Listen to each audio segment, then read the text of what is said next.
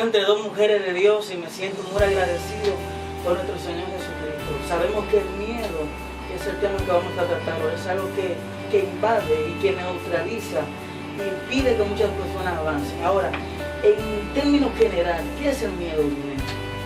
Bueno, hermano Fausto, el miedo es algo, como usted ha dicho, que está arropando nuestra sociedad ahora mismo. Las personas cada día viven con temor, con mucho miedo a diferentes circunstancias, pero queremos comenzar primero sabiendo, dando una idea general de qué es el miedo.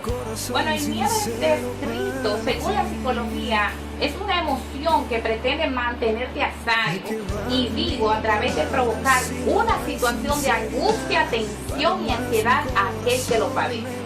O sea, que es un sentir, es una emoción que se siente, pero que es bien desagradable porque te provoca mucha tensión, te provoca ansiedad y te provoca angustia.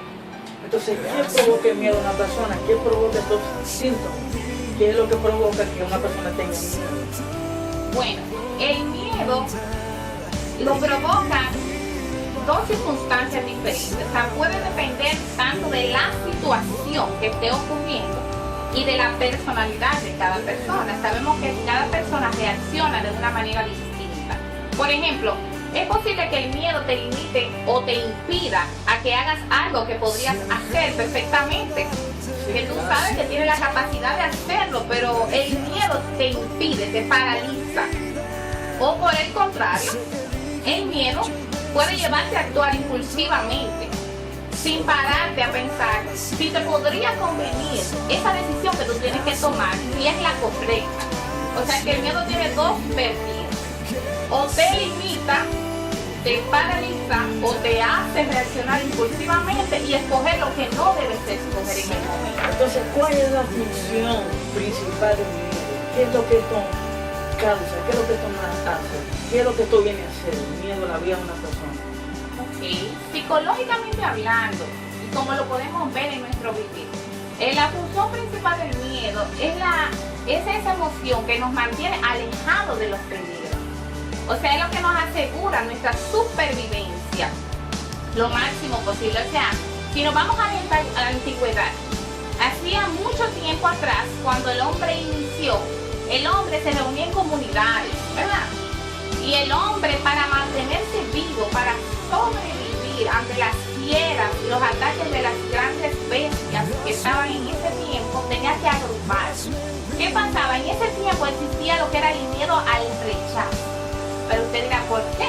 Bueno, porque si un hombre o una mujer era rechazado en ese momento, lo sacaban de la comunidad y estaba expuesto a que cualquier fiera o animal lo atacara. Entonces tenía miedo a morir, ¿verdad? Por eso tenía miedo a que fuera rechazado. Entonces podemos ver que desde el inicio de la humanidad existe el miedo y es algo que nos arropa hasta hoy en día. También podemos ver también cómo en Génesis 3, capítulo 9, versículo 9, dice que cuando Dios llamó a Adán, le dijo: Adán, ¿dónde estás tú?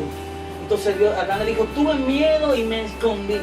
Dios no creó al hombre para que tuviera miedo, pero cuando entró el pecado de la humanidad, entonces el hombre empezó a tener miedo.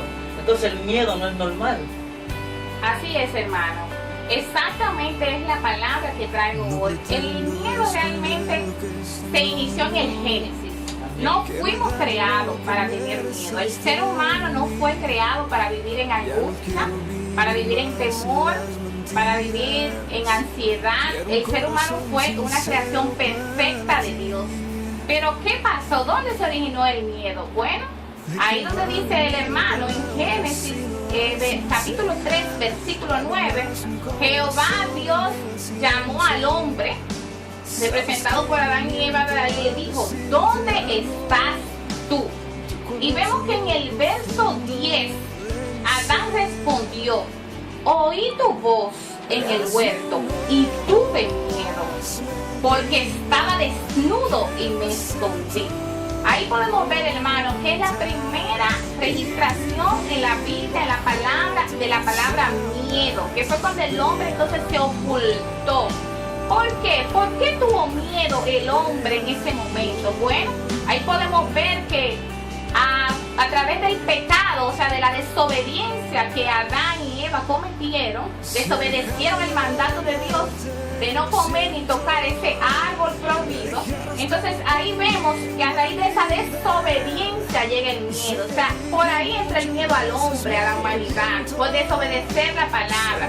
Así nos sentimos, hermanos, cuando nos alejamos de la palabra de Dios, cuando nos alejamos de Dios y de sus mandatos y queremos tomar nuestras propias decisiones.